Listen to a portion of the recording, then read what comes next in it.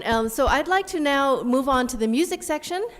Dr. Gottfried Schlaug is a neurologist, an organist, a neuroscientist, and he has been really one of the central figures who's breaking down the walls between neuroscience, music, patient care, and he really actually needs no introduction, but please do refer to his bio in your program.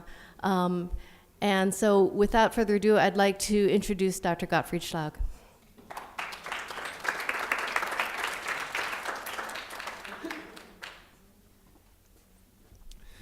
Thank you, Lisa, very much for asking me to be part of this. And for your kind words of introduction. I'm a neurologist. I'm actually a stroke neurologist at Beth Israel Deaconess Medical Center. And I hope that throughout the talk it will become clear why these patients might potentially benefit from my other interests. And just to sort of like go through this, I have basically two interests, and I've been trying to combine those two. I'm using, in one way, musicians that are skilled in various tasks as a way to understand the brain and understand how the brain can adapt, how the brain can learn, how the brain changes. And obviously musicians are a great model to do this because they start early, they practice intensely over long periods of time, and we think of them as being auditory motor athletes. Musicians have also unique abilities, such as absolute pitch, for example, for which we still don't know all of the neural correlates that go into this, but they also have unique disabilities. Their intense practice over many years makes them vulnerable for particular disorders, such as a focal dystonia or an overuse syndrome, for which they then require help from physicians as well. My clinical side is that I'm interested in patients that have focal lesions, suffered mainly because of a stroke that leads to motor or language impairments. I study the natural recovery process, but we have also tried to use forms of music making to see if we can help these patients through music, through making music, through singing, as you will see later on, to enhance their natural recovery abilities. And we're testing some of these interventions in randomized controlled trials. So can music really change behavior in brains? We think one of the ways that this might be accomplished is that listening to and making music is not only an auditory experience, it is actually a multi-sensory motor experience. Music makes us move, it creates motions, it creates emotions, and it simultaneously engages pleasures and reward systems in the brain. And one of the great things is really that when we make music, and that includes singing as well as dancing, we are actually, and that has been shown through various types of research, we can connect various parts of the brain in a very easy way. And one of the parts in the brain that are easily connected is this network, which I call an auditory motor network, and that's actually something that is engaged very early when we learn new musical pieces. And I wanted to introduce you to an experiment that one of my postdocs did a few years ago. We took musically naive subjects that had never played a musical instrument. They learned to play melodies that consisted of about 15 tones. And what they actually did is they had to associate these melodies with particular actions of their fingers. At the same time, we also exposed them to melodies that were very similar, actually consisted of the same tones, but for these melodies, although there was passive exposure to them, we did not require them to actually practice and associate them with particular motor actions. We then did an fMRI experiment with them, had them listen to these melodies that one part of them they had associated with particular motor actions, or they had learned to play, and the other part not. At the end of the experiment, the end of each presentation of a melody, we were asking a 3-tone probe task to just make sure that they were attentive to the experiment. And at the very end, we compared, and you can see this down here, the functional images that we acquired while they listened to melodies that they had trained to associate with motor actions versus melodies that they had not trained to associate with motor actions. And some of the regions that were really significantly different, comparing these two tasks, is this region here in the inferior frontal part of the brain. If that's on the left side of the brain, we usually refer to this as Broca's region, and if that's on the right, it's the Broca homologue. We think of this, or we, for centuries, we actually thought of this as being a language region and a speech motor region, but what its real function is that it actually combines or allows the mapping of sounds to actions. And it actually does that by mapping not only sounds to finger actions, but it also maps, obviously, sounds to speech motor actions. So that's one of the most critical regions in the brain that is heavily connected with regions in the brain that would actually be doing the hearing part. And the superhighway that connects these regions in the brain is something which is referred to as the arcuate fasciculus. This is a very dense, very fast fiber structure that connects the hearing regions in the brain with motor and sensory regions, but particularly with regions in the brain that actually do the sound motor mapping. Now, it turns out that this particular region actually, or this particular structure, shows throughout lifetime already some sort of adaptation. So in early life, this structure on the left and on the right side is actually relatively same or relatively similar in size, but throughout our experiences that we make through childhood and early adulthood, it becomes very different. It develops much stronger, has larger volume on the left side, and it has much more connections. It draws more from more regions in the temporal lobe, and it connects to more regions in the frontal lobe, while this region on the right hemisphere stays rudimentary, but most important for us, as you will see later, it's still intact, and it will actually subserve some functions, in particularly when this region here on the left side is in some ways impaired or destroyed due to a focal lesion in the brain. So I already told you that we're thinking of musicians as auditory motor athletes who start early, practice intensely throughout their life, and the question that we will start out with was whether or not this intense experience through a critical period of time changes function and structure in the brain. Most importantly to remember is that a musician, when they enter music school or conservatory, they usually have practiced on the order of about 10,000 hours. So that is a very intense experience that individuals go through, and there's hardly anything that would compare to this amount of practice that a particular person undergoes. So is there real evidence that there are things different in a musician brain compared to a non-musician brain? Well, the first structure that we actually looked at was this structure in the middle of the brain, which is called the corpus callosum, which is a major fiber structure that connects both sides of the brain. We knew from research done in the 70s and the 80s that this particular structure actually matures relatively late in childhood as well as in early adult life. There are still some changes in the second decade of life. So we thought this was, if we see anything different in the brain, then we would be able to detect it here.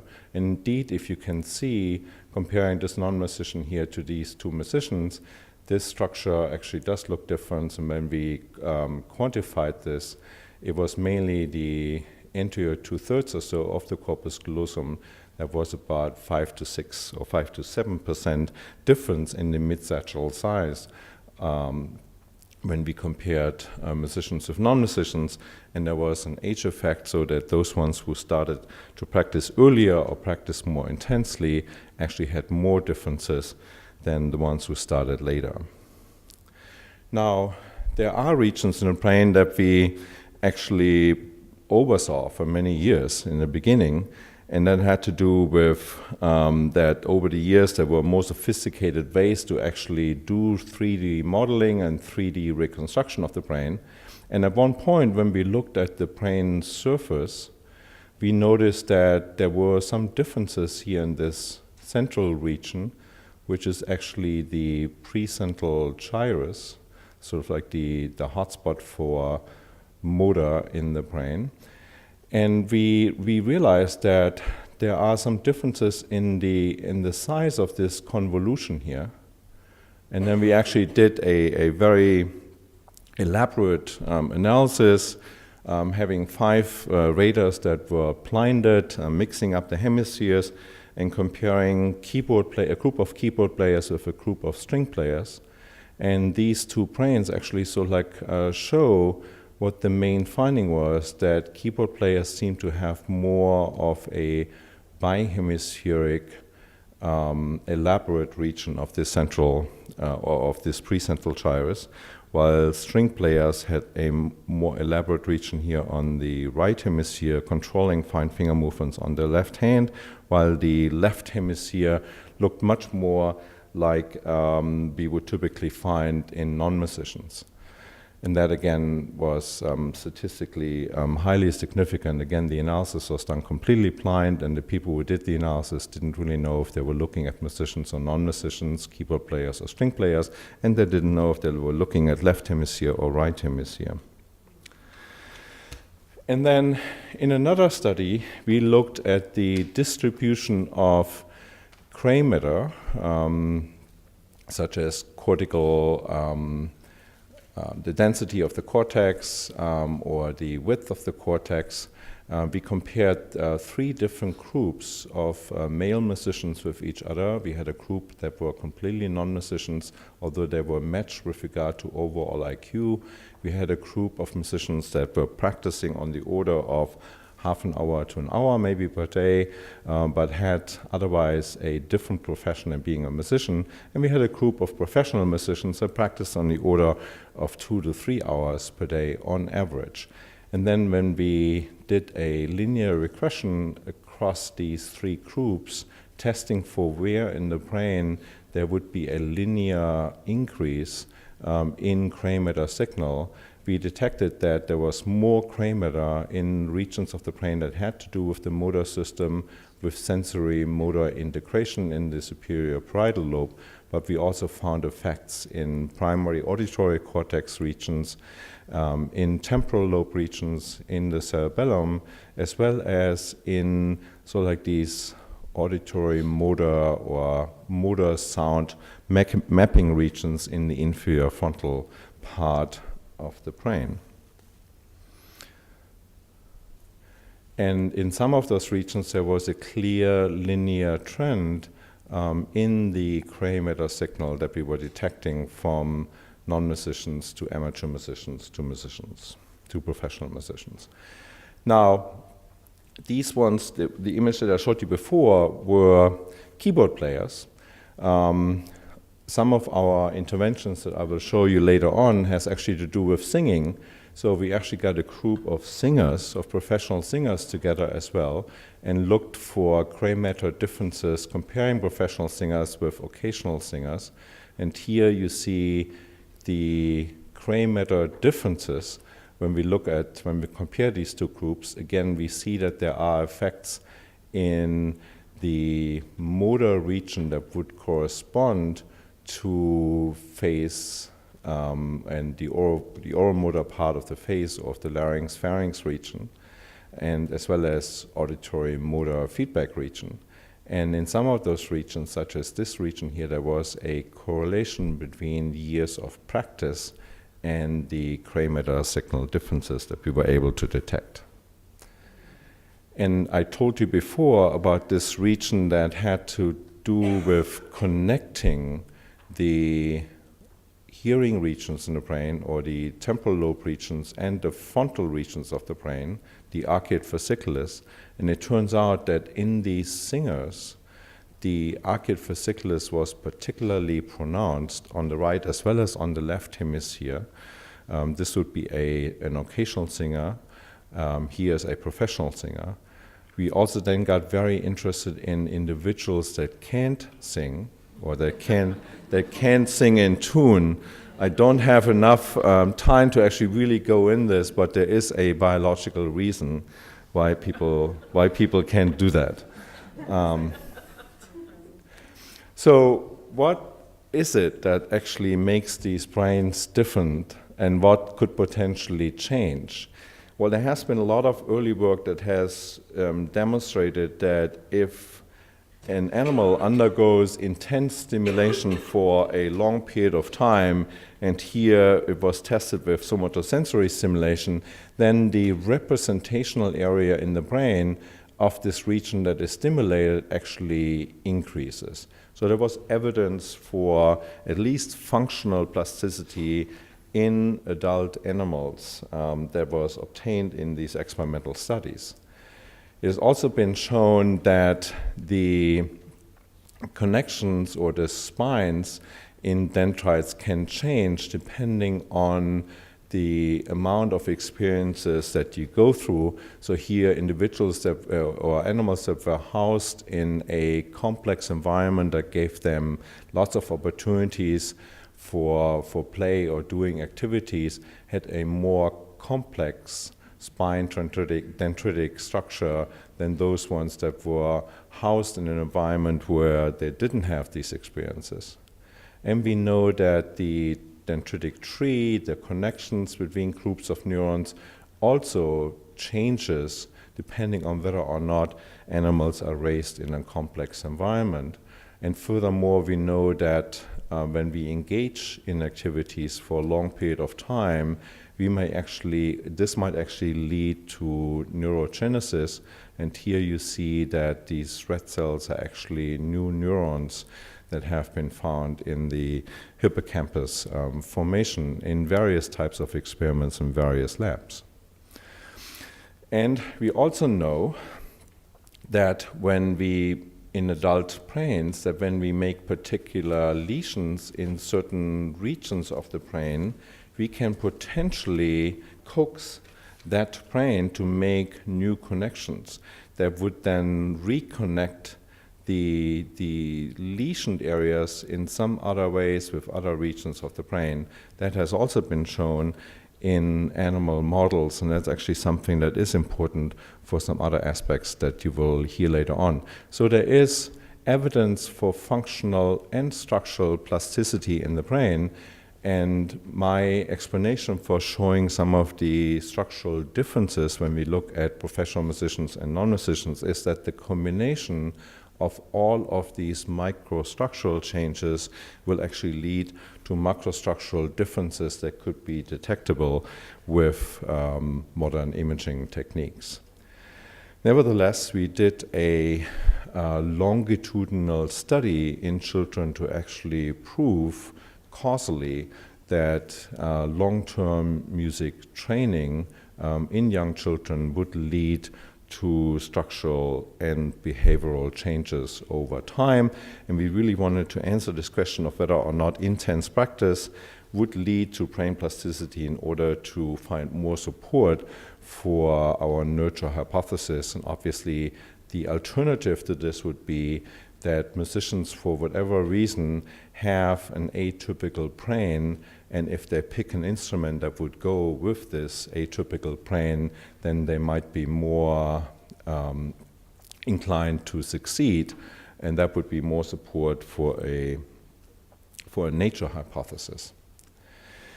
So the main results of this longitudinal study is that we found structural differences emerging over time in our experimental group that got instrumental music training compared to our control group that didn't get that training.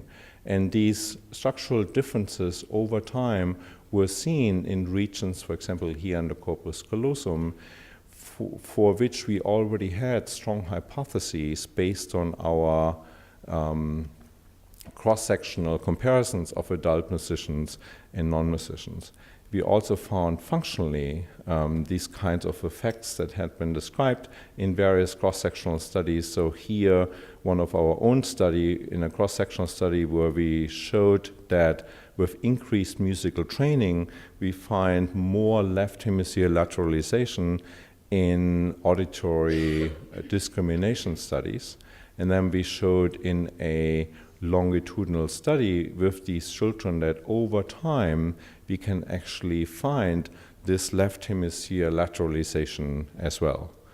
We have done looked at tracts in the brain as well and find also evidence of changes over time in our musician group that we have not seen in the non-musician group. Behaviorally, it was actually a little bit more difficult to find these kinds of effects that we expected to find. What has basically been shown in the literature are that in correlational studies is that, and this is I think a study of ours as well, that we find within domain effects. If you practice, if you do a motor task, you get better at motor experiments obviously, and you also get better at auditory discrimination tasks, where you find these within domain effects. Finding effects that are across domains or transfer domains are a little bit more difficult, but there have been reports that there are effects in the verbal domain with musical training, and there were reports also that there were effects in more far transfer domains such as visual or spatial or pattern recognition tasks. So we found effects, for example, here in a Raven's progressive matrices test. Some people refer to this as a nonverbal reasoning task, but it's also a pattern recognition task. We also found an effect in a vocabulary test, but we didn't actually find in our experiments, although other people have found this, we did not find any effects in some of the visual spatial tests that we employed. Other people have actually found effects or differences between musicians and non-musicians in, for example, the object assembly test. So when we looked at our longitudinal study, we see trends clearly for, and these were actually significant trends for within domain learning. So over time, there was a significant effect between the amount of musical training and auditory discrimination. We found the same effect with motor sequence learning, but the only transfer domain that we found an effect, and there was not a very strong effect, was in the vocabulary domain or in the speech-language domain, but we didn't find any effect in any other domains in this longitudinal study in children. So I want to come to the second part of my talk, which is to talk a little bit about if music making has the ability to change function and structure in the brain, can it be used as an alternative entry or vehicle into a broken system to try to improve or repair neurological dysfunctions or impairments? There are actually several examples of this already that has been tested in proof of principle studies. I won't give you examples for all of them, but I will talk a little bit about rhythmic auditory stimulation in Parkinson's disease. I will talk about intonation-based speech therapies with non-fluent aphasic patients.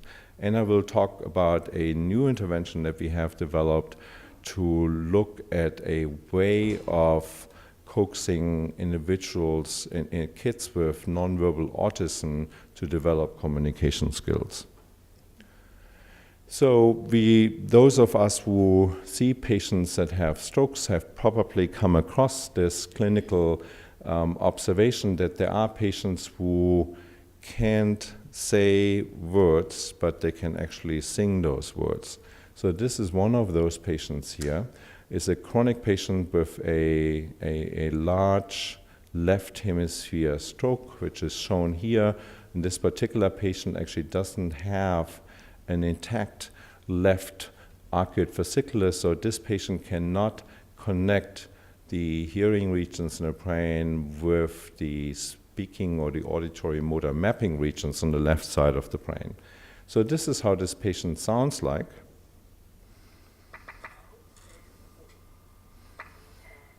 Can you guys hear it? Or?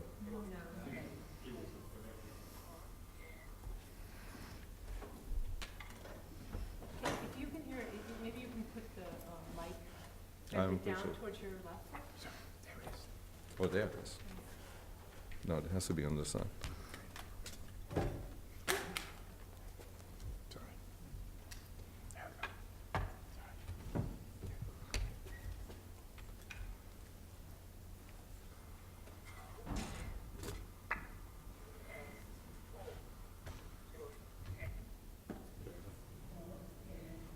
Okay, let's try one more time. So I'm asking him to say the words of happy birthday. Oop.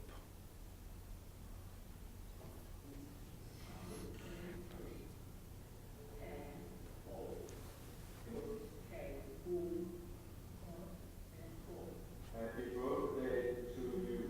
Can you say it again? Say it again. Can you sing it now? Yes.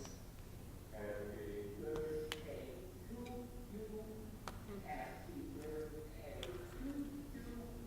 Happy birthday to you. Happy birthday to you.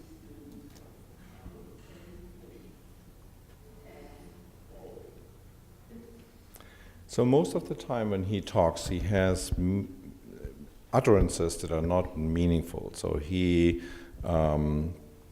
perseverates a little bit on N-O, N-O, N-O. He can't really even get the words of happy birthday out. There are actually some words that he can say. Usually those are about 10, is that me? Those are usually about 10 either monosyllabic or bisyllabic words that we can get him to repeat. So we were actually able to do a functional imaging experiment with him, and I will show you some of the data later. But his problem is that this, all of here on the left hemisphere, is destroyed. So the only chance for him to actually relearn how to speak again and to become somewhat fluent and to communicate with the rest of the world is actually to rely on this structure here on the right hemisphere, which we know is present, but it is rudimentary. It has not developed as much as this structure here. And our task is actually now to try and see if we can make this one develop more, do more functions than it usually does, to become more like what he actually had on the left side of his brain. So how is this being done? Well, it's actually being done through a technique which is called melodic intonation therapy. It's a relatively simple technique. Everybody can potentially learn this, but it's something that would have to be done very intensely over very long periods of time. Our system is not necessarily set up for actually doing this, but that's really what these patients would need to engage in this kind of an intervention for very long periods of time. The two critical components of this is that everything that this patient wants to say and learn to say, one has to melodically intone, but one intones it in very simple ways by basically just using two different pitches. One slows the patient down very significantly, and one uses the left hand to tap the rhythm of this particular phrase that one wants the patient to sing. So a typical treatment session would go like this, and this is the same patient. Oop. Sorry about this.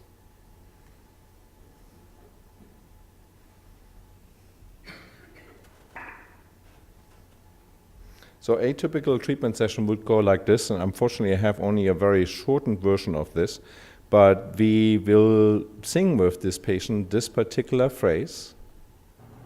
I am thirsty. I am thirsty.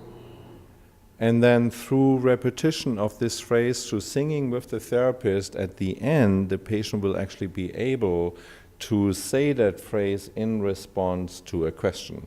It's a little bit more elaborate than it is what I'm actually showing here, but it's usually over a period of about 2 or 3 minutes, we can teach that patient to say phrases such as this phrase here, I'm thirsty. Usually we do about 75 to 80 treatment sessions with our patients, and we get patients from saying about, let's say, 10 words or so when they initially come to us, to basically say about several hundreds of words, which might all go from 2 or 3 syllables per word. And here is one example of another patient. This patient is before therapy. I'm asking this patient here what his name is, and you can see how severely impaired this patient is. Okay, good. And what's your first name?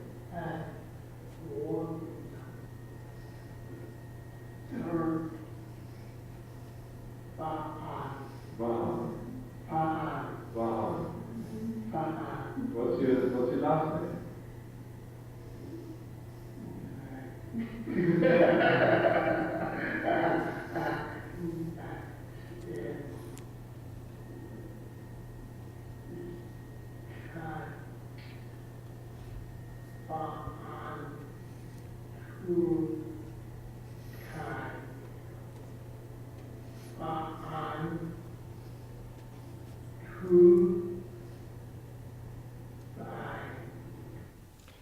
And here he is after treatment.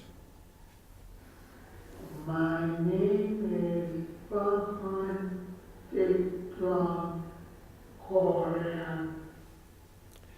So he is able to say his full name. He can actually say where he lives. He can go to a coffee shop and order a coffee. He can basically ask for the basic needs of human life, and he can communicate. And if he keeps practicing those skills that we taught him, he should actually continue to improve on his language functions. Now, when we look at his brain, this is the result of a functional imaging study. We took the words that he was able to say. This is what the brain activation pattern looked like before therapy. This is what it looks like after therapy. And you can actually see that most of the significant changes actually do happen here on the right side of the brain, particularly in this region here, which is the right inferior frontal gyrus, or what we call the Broca homologue. So this patient does exactly what he is supposed to do. He connects in a meaningful way hearing and speech motor mapping regions in the right side of the brain. We also saw that this superhighway, this arcuate fasciculus, which looked like this before therapy, actually changes to this kind of a pattern after a very intense and long-term therapy. So he does connect these regions in a much better, more profound way than he was able to do before therapy. We are doing right now a randomized controlled trial testing melodic intonation therapy versus a control therapy, and this trial is almost done. So to give you another flavor of another technique, I wanted to introduce you to something that is very similar to children that are nonverbal as part of their autism spectrum disorder. Here we used an alteration of our melodic intonation therapy, and we call this technique auditory motor mapping training. Nonverbal or autism in generally affects 1 in 110 children. It seems to be increasing in incidence over the last 10 years. We know the core abnormalities of this, and about 30% of the individuals are actually nonverbal. And nobody really has a good technique to help these nonverbal children. They're mainly getting speech therapy, but it's actually very difficult to find any kind of effect with this kind of an intervention. However, as some of you might know, children with autism do enjoy musical activities. They like to make sounds. They like to bang on something that makes sounds. And we thought that this is something that we could actually make use of, that they like musical activities, that they like to bang on something that makes sounds, to see whether or not we can activate or reconnect a network of brain region that might potentially be dysfunctional. So this was actually one of our first children. He was completely nonverbal in the beginning. Oops, I'm sorry about this.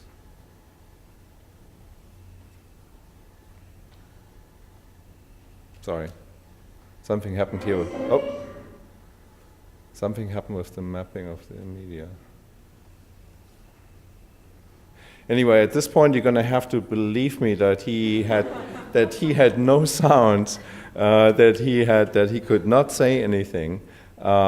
We use tuned drums to actually engage the hands to help us with the tapping, and then singing of phrases. Anyway, at the end, this was actually what he was able to do after about 40 sessions, that he really was able to actually say what his name is. The first time that this actually happened, much to the surprise of his parent.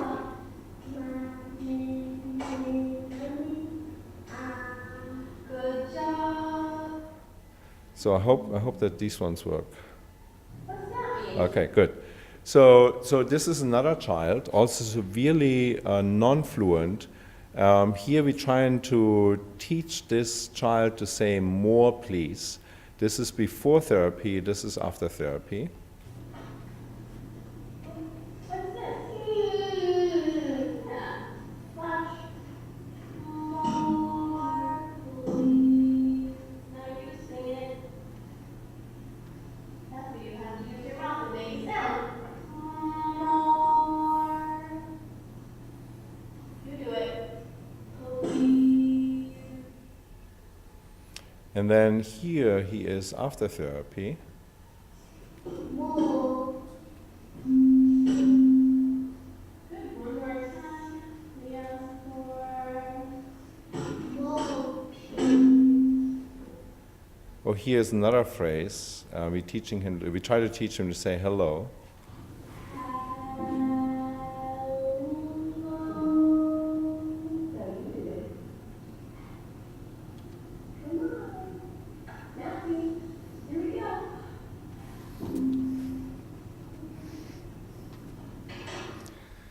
And it's not just that they have a bad day on this. We usually test them about 5 times before we actually start the therapy. So this is a consistent finding before therapy. And here he is 8 weeks later.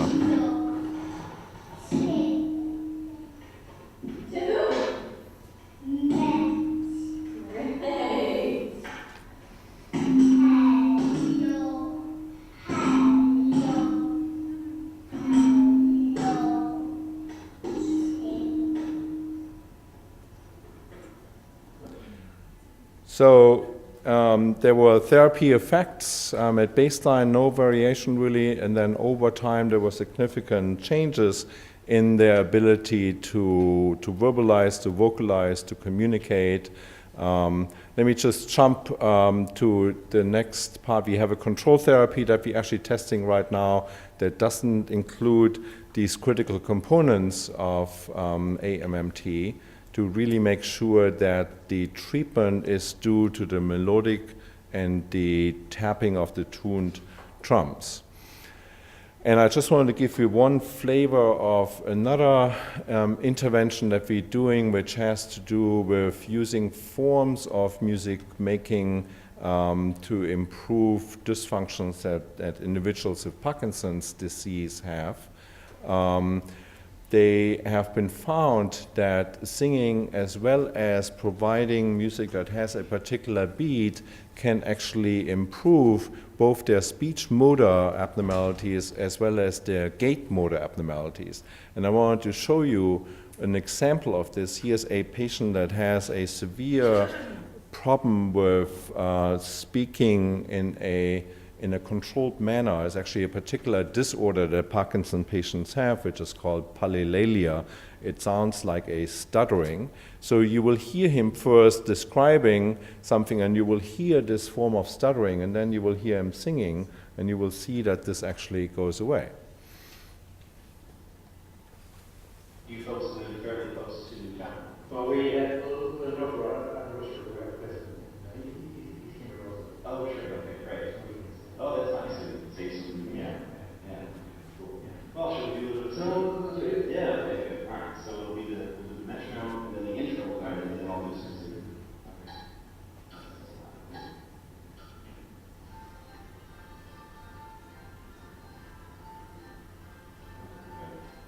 I'm singing in the rain, just singing in the rain.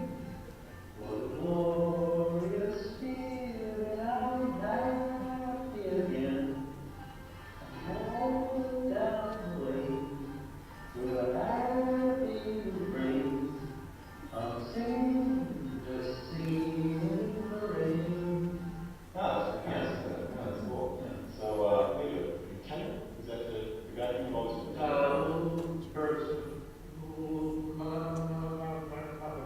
Yeah, we tenor too.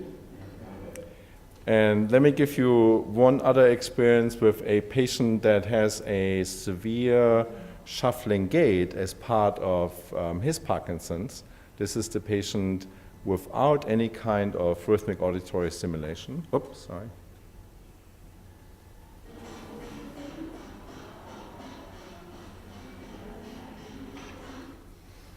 And then this is the same patient.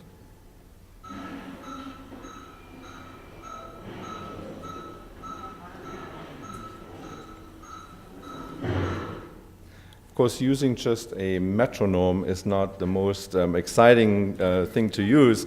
So we actually have an iPhone app that would select the music that they like to listen to, and that selects the right beat so that they can always pick up whatever music they want to do with the right beat to help them initiate walking.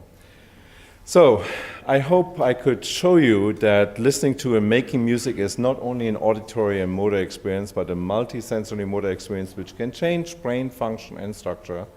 Music may have therapeutic potential. There's good preliminary data from several trials that I try to show you that music-based intervention can improve auditory motor impairments, and that the effects seem to last when the therapy changes or rewires the brain. So thank you very much.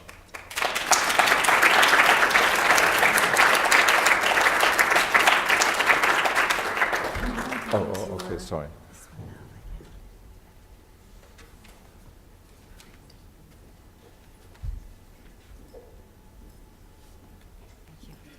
Thank you so much, Gottfried. That was just really amazing.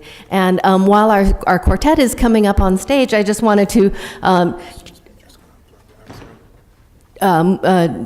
change it up a little bit, where this is what happens internally with music, and now some of us as musicians know what may be going on in our arcuate fasciculuses, but also want to think about what music is doing for us as clinicians, and also a little background on that this is not a new phenomenon at all.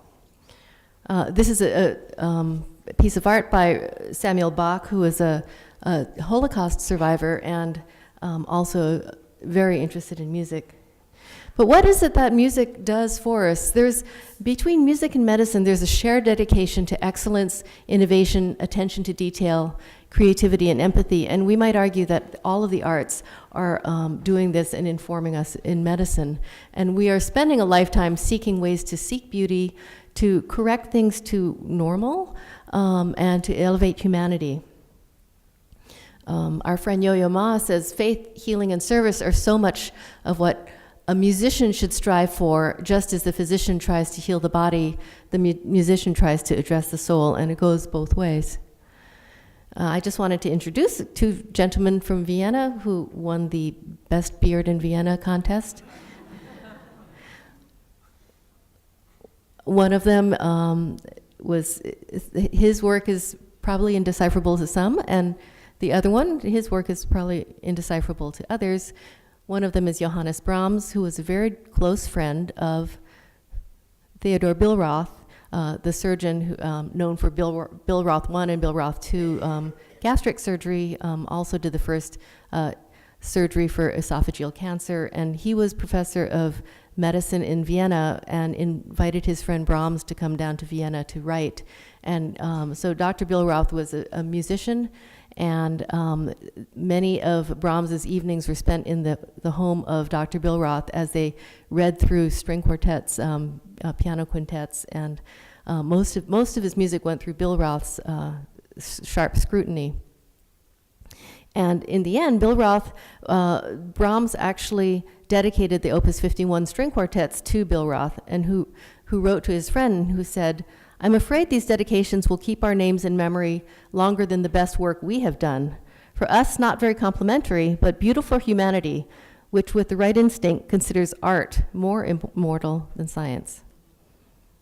And so we have before us a string quartet who's going to play for us the music of another musician-physician. Dr. Alexander Borodin was a composer, and a beautiful, beautiful composer, as you'll soon hear. But he was also a military surgeon, then went into chemistry and is responsible for a lot of carbon-carbon interaction research that he did in Moscow, and but then was very, very dedicated to trying to establish a medical school for women physicians. So we're all, many of us in this room are grateful to Dr. Borodin for that. He spent 16 years, the last 16 years of his life running the St. Petersburg School for Medicine for women. And now I'd like to introduce the string quartet from the River Charles Ensemble. These are undergraduates. You can see that their majors are comparative literature, English, engineering, psychology, social cognitive neuroscience, but they are going to perform for you the third movement of Borodin's second string quartet.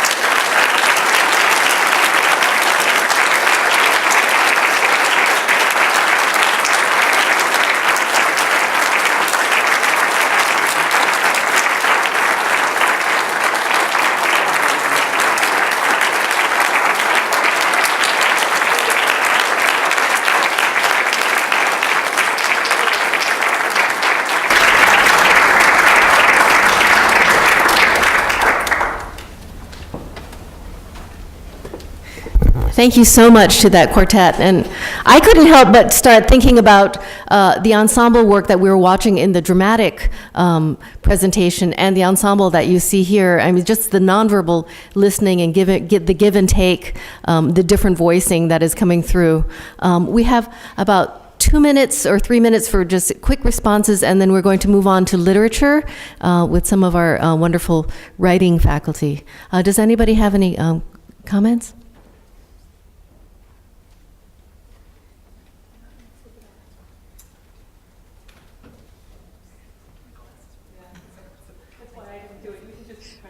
Okay. This is a wonderful performance, and as a parent of a violinist who's spent years of, as the parent, you're in there with them. But the striking thing was the way the bows were all, you guys have fabulous techniques wherever you disappear to, but initially the bows started out all in different directions, and everyone, but the sounds were very beautiful that were being made, and then at the end, everyone came together. So it was just in terms of life, and that's kind of the way we're hoping that we can all go in different directions but still come together. Over here, maybe you could just pass it down. Hi, I'm a speech and language therapist, and I'm just wondering if anyone in Boston is working on improvisation. I'm a big fan of Dr. Schlaug's work, and I'm wondering on how to take it to the next step and make language a little bit more generative. Same with music. Instead of using practice, how can we sort of incorporate this conversation back and forth in terms of improvisation, and if anyone's doing any work with that? With either music or just taking the next step as far as Dr. Schlaug's work and moving to more generative language rather than practice scripts. Can you pass the mic a couple rows behind? Godfrey, do you want to respond to that? I think with regard to musical improvisation, there is research going on, actually mainly by a group at Johns Hopkins that does that. I don't recall anybody that's actually looking at this here in Boston, but the improvisation that's going on is mainly in the jazz domain. And actually, it's pretty fancy with having one jazz musician in the scanner and another one outside the scanner, and they're actually interacting with each other, so we can actually see which regions in the brain are active while we are improvising and responding in an improvisational way. In the language domain, yes, the techniques, so like practices and over practices, sentences or phrases that are common phrases, that are social phrases, but ultimately we want patients obviously to say whatever they would like to say. So it does go into composing new sentences, stringing new words together, and obviously when we see this, that it actually translates into something else that we have not taught them, that we have not practiced. That's actually when real learning has taken place. Thanks. Last I comment? also had a question for Dr. Schlaug. Thank you for your fascinating presentation and the work that you're doing. I wonder, do neuroanatomic changes vary with the type of musician, particularly between singers and instrumentalists, and within instrumental, like piano players versus violinists? Yeah, sorry for not really making this as clear as I should have. So we have looked at violinists and we have looked at keyboard players. A lot of the violinists actually do have some keyboard experience as well, so it's not always easy to find purists in a sense. And then of course we have looked more recently at singers, and we also have now a group of drummers. So you do find different changes in different parts of the brain that are sometimes related to the sensory motor homunculus. So in singers we will find more changes, more differences in regions that control sort of like a singing apparatus, while in keyboard players we obviously find more changes that are directly related to their hand motor region.